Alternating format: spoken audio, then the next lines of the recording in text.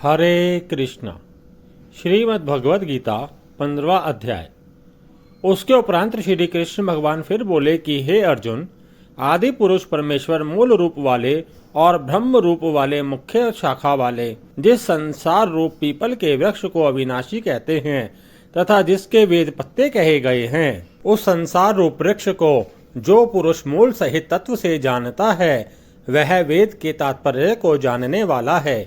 हे अर्जुन, उस संसार वृक्ष की तीनों गुण रूप जल के द्वारा बढ़ी हुई एवं विश्व भोग रूप कोपलों वाली देव और मनुष्य आदि योनि रूप शाखाएं नीचे और ऊपर सर्वत्र फैली हुई हैं तथा मनुष्य योनि में कर्मों के अनुसार बांधने वाली अहंता, ममता और वासना रूप जड़ें भी नीचे और ऊपर सभी लोकों में व्याप्त हो रही हैं। परंतु इस संसार वृक्ष का स्वरूप जैसा कहा है वैसा यहाँ विचार काल में नहीं पाया जाता है, क्योंकि ना तो इसका आदि है और ना अंत है तथा ना अच्छे प्रकार से स्थित ही है।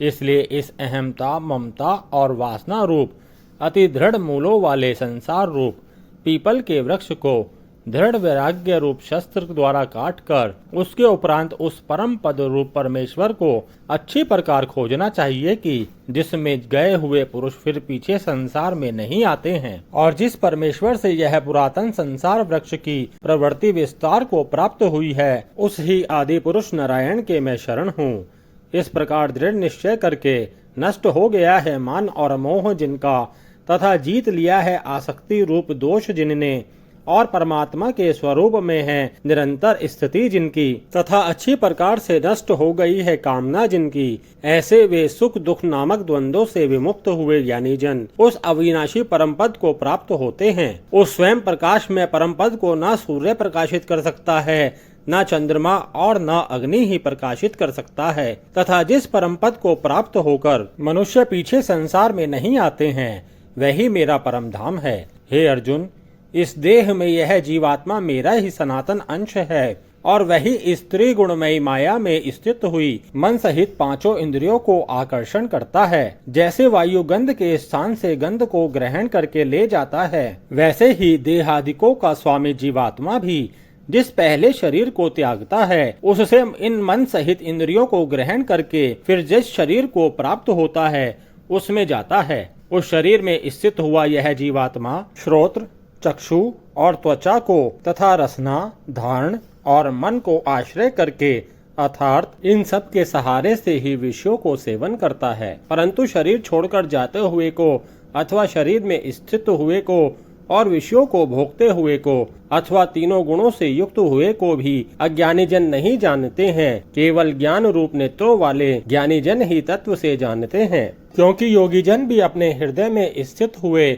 इस आत्मा को यत्न करते हुए ही तत्व से जानते हैं, और जिन्होंने अपने अंतःकरण को शुद्ध नहीं किया है ऐसे अज्ञानी जन तो यत्न करते हुए भी इस आत्मा को नहीं जानते हैं। हे अर्जुन, जो तेज सूर्य में स्थित हुआ संपूर्ण जगत को प्रकाशित करता है तथा जो तेज चंद्रमा में स्थित है और जो तेज अग्नि में स्थित है उसको तू मेरा ही तेज जान। और मैं ही पृथ्वी में प्रवेश करके अपनी शक्ति से सब भूतों को धारण करता हूँ और रस स्वरूप अर्थात अमृत में चंद्रमा होकर संपूर्ण औषधियों को अर्थात वनस्पतियों को पुष्ट करता हूँ, तथा मैं ही सब प्राणियों के शरीर में स्थित हुआ वैश्वानर अग्नि रूप होकर प्राण और अपान से युक्त हुआ चार प्रकार के अन्न को पचाता हूँ, और मैं ही सब प्राणियों के हृदय में अंतर्यामी रूप से स्थित हूँ, तथा मेरे से ही स्मृति, ज्ञान और अपोहन होता है, और सब वेदों द्वारा मैं ही जानने के योग्य हूँ, तथा वेदांत का कर्ता और वेदों को जानने वाला भी मैं ही हूँ।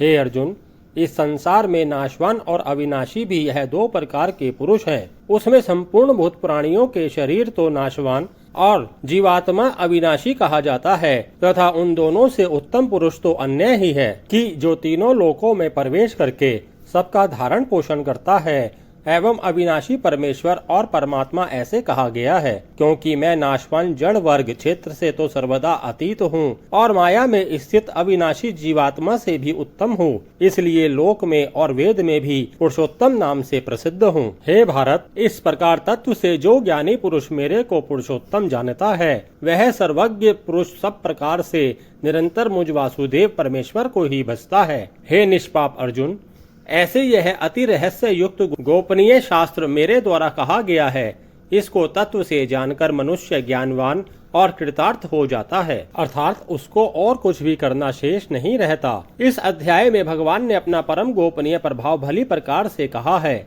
जो मनुष्य उक्त प्रकार से भगवान को सर्वोत्तम समझ लेता है, फिर उसका मन एक क्षण भी भगवान के चिंतन का त्याग नहीं कर सकता, क्योंकि जिस वस्तु को मनुष्य उत्तम समझता है उसी में उसका प्रेम होता है, और जिसमें प्रेम होता है उसी का चिंतन होता है। अतएव सबका मुख्य कर्तव्य है कि भगवान के परम गोपनीय प्रभाव को भली प्रकार समझने के लिए नाशवान क्षण भंगुर संसार की आसक्ति का सर्वथा त्याग करके एवं परमात्मा के शरण होकर भजन और सत्संग की ही विशेष चेष्टा करे। इति श्रीमद् भगवद गीता रूपी उपनिषद एवं ब्रह्म विद्या तथा योग शास्त्र विषयक श्री कृष्ण और अर्जुन के संवाद में पुरुषोत्तम योग नामक 15वां अध्याय। हरे कृष्णा।